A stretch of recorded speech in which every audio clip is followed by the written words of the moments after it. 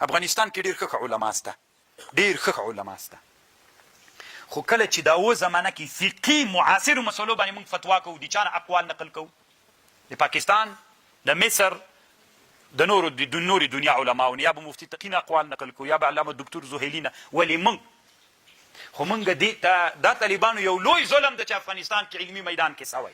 علت تاسې تر اوسه طالبانو نوې مسله چې راپېښه سوې تاسې اورېدلي دي چې افغاني علما فتوا ورکړي، خو مجبور ده چې په چا به یې ورکوي، یا پاکستان عالم، یا د هند په عالم، یا د مصر په عالم. موږ ولې موږ ته یې داسې ویلي ته به رایه نه وایې، او که بل ویلې د هغه رایو بیا ته منې، نو خو ولې زه رایه ونه وایم.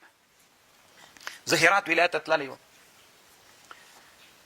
یو سپین ږیری عالم اوس وفات سوی، د ده مدرسې تللی وم. هراتي طالبان به پیژني نه، بل زړه مدرسه وه، دغه د ابوالولید صاحب زیارت کې مولانا فایز صاحب رحمه الله، هغه وخت کې دی ژوندی. باندې چې راووتلم، یو د دې مدرسې یو شیخ، اوس فکر کوم د هرات ولایت علماو کې شورا کې، نو هغه ما ته یو خبره وکړله، وایي حماسي صاحب یو خبر ته کوم یو علمي مسله ده. هغه علمي مسله دا ده، علامه مفتي تقي صاحب یوه خبر کړې ده، وایي کله چې دغه پیسې جنس په جنس بدلیږي، پیسې جنس په خلاف الجنس پیسې چې و زمانه کې بدلیږي، نو مفتي تقي صاحب لیکلي دي، وایي که دا بسعر اليوم وي جایز ده، که بسعر اليوم نه وي نه ده جایز. ده ما ته ویلي وي دا مسله د سعر اليوم که نه یم نو شرعا خو دا ناروا نه ده که نه. نو طالبانو دا د ده رایه وه، یو عالم، خو چونکې بېچرګي داسې په اسانه دا مسئله چا سره نه سوه شریکولی چې بیا خو که نه دلته دې دا صفت مړ کوي. سپین ږیری عالم و، ږیره کې سپین ول. نو ما ورته ویلي دا ډېر خوندور خبر ده ولا چې زه اوس خپله طالبانو ته چې کله وایم د مفتي تقي صاحب قول چې نقل کړم بسعر اليوم ټکي، که بسعر اليوم نه یم طالبانو صحیح ده. نو دا یوه رایه سو، د موږ د افغانستان د عالم رایه سوله. دلته دا یعنې داسې په زړه و نازړه یې راته ویلي. یو بل عالم یې راته وښود، وایي هغه ته مې ویلي دي، هغه وی ډېر ورټلمه، خو هغه عالم نوم ذکر کوم نه طالبانو، نه یې ده ذکر کوم، وایي هغه عالم ته مې ویلي وي ډېرې داسې ورټلم، وي تا ته یې ویل دا ډېره ښه رایه ده. خو رښتیا هم طالبانو ولې زه چې رایه وایم ته ما رټې، د ما رایې ته احترام وکړه، ښه رایه دی ده، اوس په دغه عمل دی تا رایه داسې یاده، نو رټې مې ولې. ما سره به طالبانو دا عهد کوئ چې موږ په افغانستان کې په علمي میدان کې ګوره انسان الله دومره له شیانو نه ډک کړی، په زړه کې شیان دي چې کله انسان دا علوم ځان سره یو ځای کې نوي فکرونه رامنځته راځي. دغه نوي فکرونه طالبانو دا د همغه عصر چې ته پکې واقع د هغه عصر مشکلات په دغه مسلو باندې حل کېږي. صحیح. نو طالبانو موږ به په طالبانو په علماو دیني مدارسو په ټولو علمي میدانونو کې څوک کوو، خیر ده منو به یې نه په چا په زور، خو وایو به یې چې ما ذهن کې داسې یوه رایه ده وړاندې کوو به یې. دا اوس تاسې چې کله فکر وکړئ طالبانو، یو ښه مثال یې بله م وایم، افغانستان کې چې یو غټ مجلس ناست وي، مشران علما ناست وي، استفتاء وکړل شي چې په دغه مسله تاسې رایې ووایه، نو دې کې طالبانو 50 نفره مشران علما ناست دي، یو چې رایې ووایه بل وایي د امام دا خوښه ده، بل وایي د امام دا خوښه ده. دا تقلید سو، طالبانو دا تقلید سو، دانتې نه رایه غوښتل سوي، وشاورهم، له دوی نه مشوره وغواړه، هر یو خپله خبر راوباسئ. تاسې دا تجربه کوي طالبانو وایې کوي په افغانستان کې د 50 علماو کې 2 علما رایې وي، نور ټول مقلدین سي. ولې؟ علت دا ده چې په دې علماو باندې هر زمانه کې مشران علماو غریزي صفت مړ کړی چې وایي وزه پکې، او که داسې تاسې وروزول سئ الله مو داسې وروزه، خو د ما دا خبر به لیکئ طالبانو، په دې به عمل کوئ.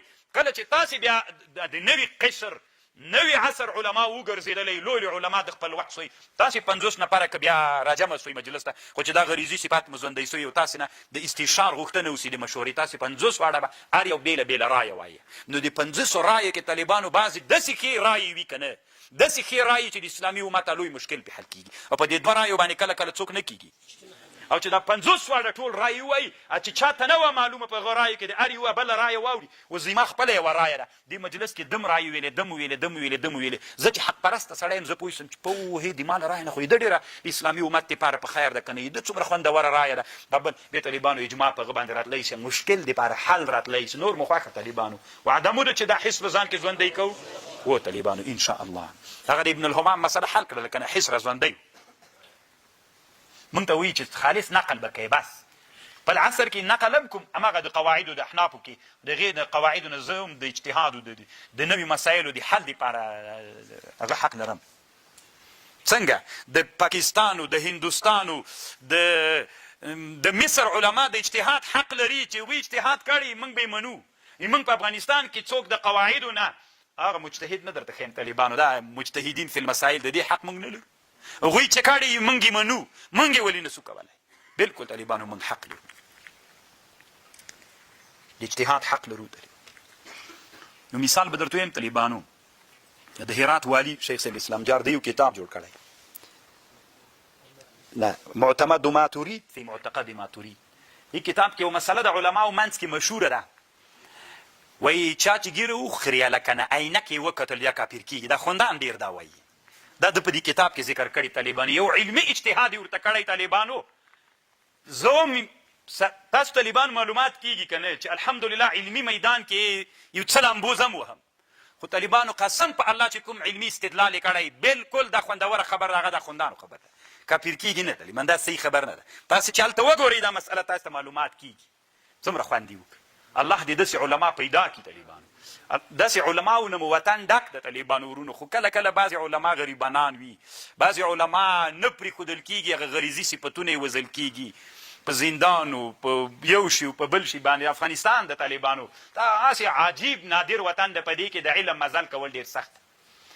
نوره دنیا کې خو طالبانو ته علمي مزل ته پرېږدي، نازیې دي خلک، او دلته د طالبانو داسې زپي دي ټول حسونه دې مړه کوي، هېڅ هم در کې نسي.